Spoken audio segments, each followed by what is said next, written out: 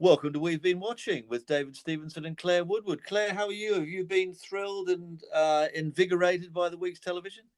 Well, I think there's quite a lot to be thrilled and invigorated about at the moment, whether it's sort of news like we discussed a lot of the Raw stuff last week, or Dominic Cummings or the Friends reunion. There's lots to talk about. There's lots of event television at the moment, I think. Yeah, absolutely. And we're not mentioning Prince Harry this week. He has done another installment of his program with Oprah Winfrey, but we'll let that pass by because apparently he didn't mention anyone from the royal family. So until he mentions them again, we're not going to talk about it. But let's start with Friends Reunion. And I was surprised when I sat down to watch this in the morning when it was going out live, how much I enjoyed it because I thought it was going to absolutely annoy me. Because for me, in a house with children, you have all the Friends episodes constantly on, and you're thinking this is just a complete annoyance.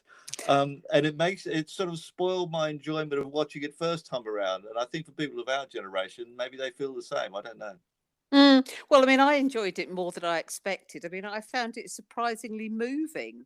I mean, apart from James Corden, who did rather get on my nerves, I thought it should have been presented by an American, but let that one go. But I thought it was the best bits for me were the bits where the cast were just sat down and sort of talking amongst themselves. That felt quite natural, and you could see that they still liked each other. Yeah, absolutely. They had incredible chemistry. I suppose it could have gone either way this series, couldn't it? I mean, because it was ensemble and people were pitched as characters of an equal stature, they could have grown to hate each other, but actually they did seem to genuinely get on. I mean, that was quite shocking in a way. And also, Mm. I didn't find it the complete ego journey that I thought it would be. I thought, first of all, I thought 2 hours is too long, but actually, I could have done with watching it. And I agree, it was emotional towards the end when they seemed to be breaking up. It was odd that they didn't really get together very much. I thought they'd be on the phone all the time, boring each other about how well they were doing.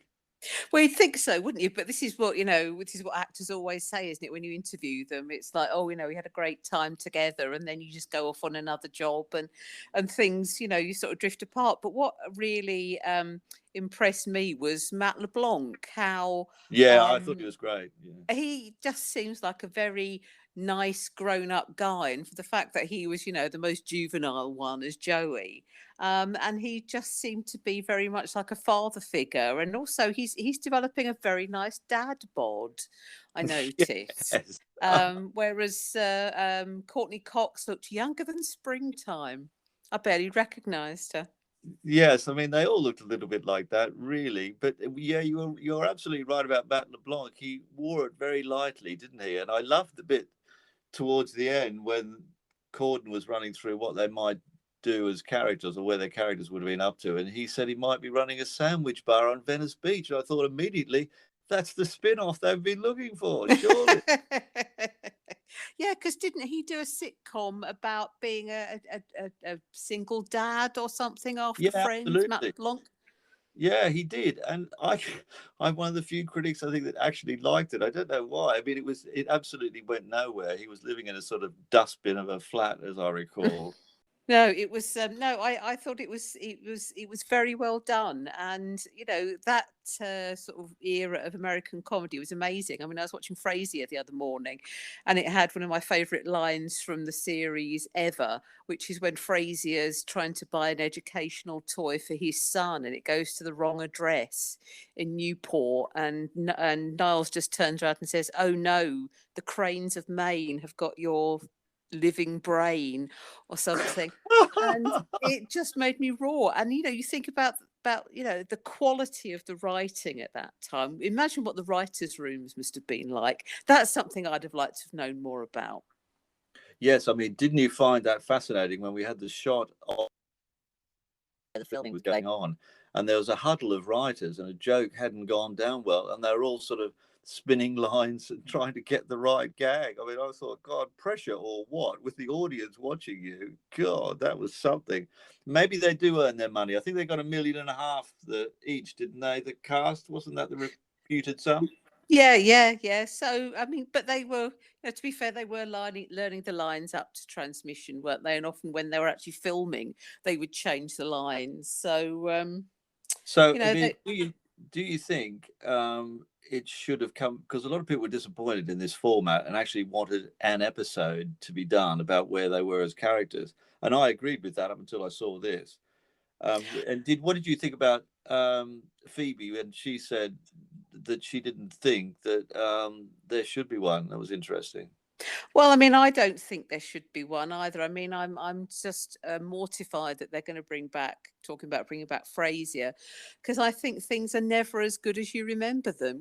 I mean, I think one of the creators said about Friends, it's about a time in your life when your friends are your family, and I think everybody can relate to that. Particularly when you're young. And I think just having them come back as, soccer moms and computer programmers, it's not going to be as exciting.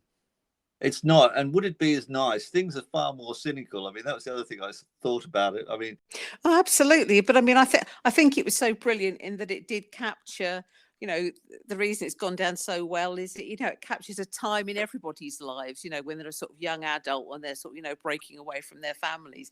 I think there's a universal thing in there. And because it's American television, there's not going to be anything too contentious, is there? So it's going to go down well all over the world. And, they were sort of glamorous and likable characters, and it was brilliantly cast. yes, definitely. So I'm thinking I'm giving that 5 stars. Well, I'll give it 4.5 Oh, you because weren't welling up. You weren't welling up with tears like I was in the living room. Clearly. no, sorry, it failed to move me to tears, but I was moved just to see old friends coming back together. That's always a lovely thing to see. Well, this is an unusual one. I didn't ever expect that we'd be reviewing Westminster live, but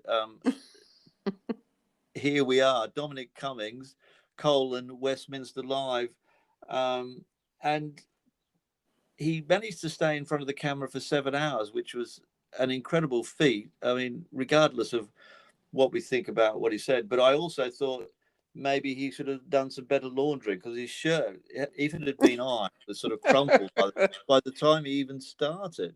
So I put that down as a wrong point to begin with. But it was sort of the white confessional shirt, wasn't it? It was, wasn't it? I mean, but I mean, maybe he was washing his dirty laundry in public, wasn't he? So maybe Ah, that's why he had very his good. dirty shirt on as well. But wasn't he perfectly loose in front of the camera? He seemed very at ease, sort of dishing the dirt on everybody he'd ever worked with for the last 5 years or so. He was a very natural. He's a TV natural. He was good. Yeah, definitely. He was completely languid, wasn't he? He didn't seem to get ruffled at all. And then halfway through, he sort of was leaning all over the other chairs near him to get a bit of purchase on. I don't know what he was saying, or sort of, I think he was leaning forward to look at the monitors. But he looked super relaxed. It sort of made me think, God, if they ran through a rehearsal. Was there a dress rehearsal for this? But I, Well, yeah, you do wonder if, the sort of, super spinner himself hadn't had a PR involved, a la Princess Diana's interview, to sort of go through rehearsals to show him to show him in the best possible light. also, I mean, he was going for the popular audience, wasn't he? In a way, I mean, there are references to films, Spider-Man, Mm. Independence Day, Jaws, particularly. It was like, the whole thing was not a film set. I mean, as much as he would like to think it was. And then someone said to me, "Oh, he's got main character syndrome." I think he was title sequence syndrome. I think he was actually the title, wasn't it? I mean, I don't know about main character. But also, I mean, I thought Greg Clark did really well. I don't know who was the sort of chair of one of those committees. I mean, he was like a sort of very polite dog with a bone, just sort of gnawing away at this guy. But Mm, then mm. got many good lines out of him. But of course, he did swear, which I thought that would have won a lot of popular audience over when he said that we're passing on that message from someone in Whitehall that we're absolutely fucked, which is probably the most self-evident thing that we've ever heard, I think. Yeah, or where's Davina McCall when you need her? Please don't swear. Please don't swear.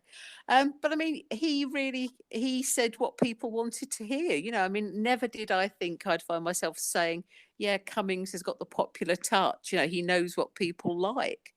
Um, because he's always seemed slightly standoffish and absolutely not man of the people. You know, when he sat at his picnic table in the Rose Garden talking about his eye test in Barnard Castle, he just seemed incredibly awkward. But you know, he was recanting that, wasn't he? And Yeah. he was a good recanter. Yeah. Yeah, well, I suppose he was putting himself in a higher moral position now, having put himself in a lower moral position when he did that ridiculous Barnard Castle thing. I mean, he even stuck by that story that he tested his eyesight by driving a car with his family in it. That is still the most ridiculous thing ever. For a supposedly intelligent man to think that anybody believes that is a nonsense. Yeah. I don't know what I think about it in the end. I suppose people are entitled to make up their own mind. But even after, I suppose I watched about 4 hours of it before I realised I should get back to my day job. Well, mind And you, isn't it interesting, David, that if you sat and watched 4 hours of it, you know, somebody's going to think, wow, you know, they're going to maybe make a prime time version of the BBC Parliament channel or something. And, you know, we're going to get like 2 hours of the Education Committee in prime time or something. I Woo! mean, but the highlights are going to be buffering or someone sort of an empty chair or, dare I say, a tub of lard. Right, we're going to talk about a BritBox program, so that's different. Woo! Woo! It's called The Beast Must Die on BritBox, now available. I think all episodes are available. Um, this, well, it's an ITV drama. Let's start by saying that. And I did think it was a brilliant title, which drew me to it. I thought, you know, anybody walking around going "The Beast Must" is in a really bad mood, so this is going to make quite good television. And it Well, I did, mean, and it did keep me engaged, I suppose. Yeah. that's good because I mean I don't have BritBox, so I'm talking completely out of my rear end on this one. But something called The Beast Must Die, I'm just thinking, oh, Frankenstein. You know, it's got a bit of gothic flavour, but obviously not. No, well, Tell me about the plot, David. What happens in you it? had two characters who were quite damaged in a way. You had a young detective played by Billy Howe, and he'd had a traumatic incident. I'm not sure exactly what that was, but he was visiting a therapist played by Nathaniel Parker, sort of thrown away in that role. Oh, I And like him. Yeah. yeah, he was good. Maybe he'll come into it later in a group therapy session for the executive producer and the rest of the crew when it bombs. But um, so you had him just taking over the role of detective, and then you had Cush Jumbo, and she was playing a mother who's, I think she'd also lost a partner, but more importantly, well, I don't know whether to put it that way, but certainly she'd also lost her son in what turned out to be a quad bike accident, but it might not be a quad bike. So there were a lot of imponderables in the whole thing. So she quit a job as a teacher and set about trying to find this killer on the Isle of Wight. And of course, whenever anything is set on the Isle of Wight, I just immediately think, no, this is not a period drama, with the greatest respect to everybody on the Isle of Wight. But isn't the Isle of Wight supposed to be like the 1950s anyway? So maybe they should have done a Call the Midwife special there instead. Yeah, definitely. So she managed brilliantly to be able to talk to a lot of people on the Isle of Wight with a fake ID and a clipboard. It's amazing how easy it is to scam people. You just turn up with a clipboard and they start talking to you in TV land. Anyway, she managed to sort of vaguely identify the girlfriend of someone called George, who she thought might have been the rider of the quad bike, which had ploughed into her son. Um, and she basically went around with Lena, the girlfriend of George, who was a hostess, trying to get all this information, continue to get the information. Lena didn't suspect this woman at all, which was extraordinary. And then she finally made her way to her house where George was there, played by Jared Harris, and he turned up at the end. Oh, lovely to meet you. And Cush Jumbo, Francis, is looking at all the other people in this house, and well, is she just going to set about killing them all, and then it'll be quad bikes at door? That's all I can think. Well, I mean,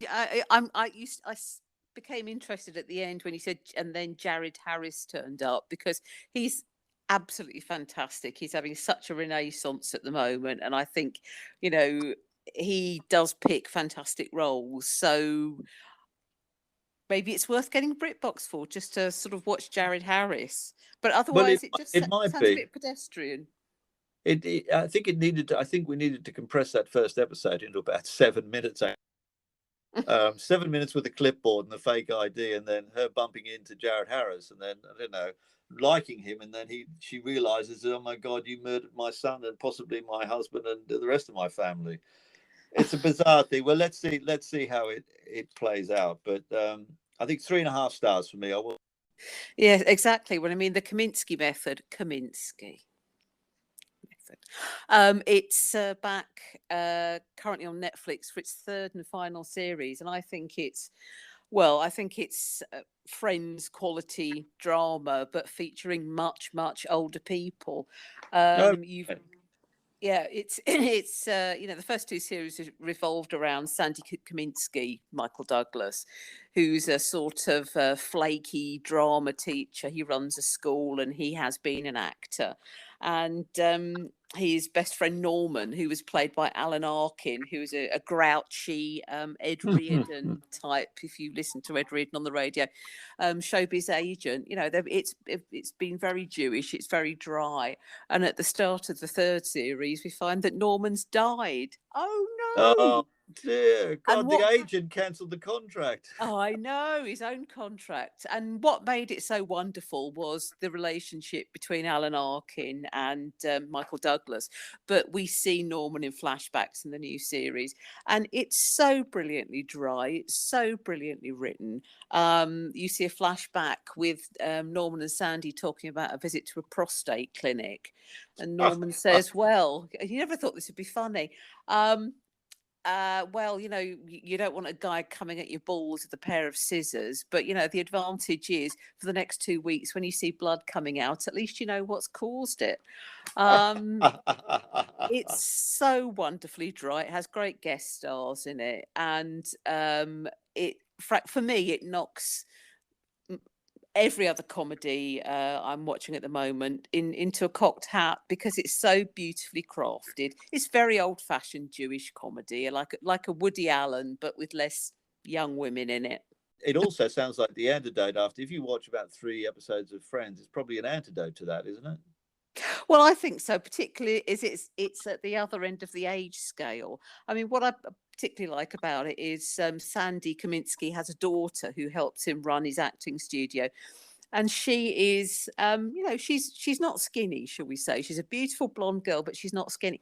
But her weight is never an issue in any of the plots, and I really like that, because the people in it seem real and very rounded. And Michael Douglas, who is he mid to late 70s now? His Yeah, love absolutely. interest is a woman in her mid 50s. It's all pretty age appropriate, and it's all very adult. In a very Sounds very grown up, properly grown up, which well, is it what we is, did. but there's lots of jokes about having a prostate examined as well. So every end of humour is covered, literally. Uh, That's th- good.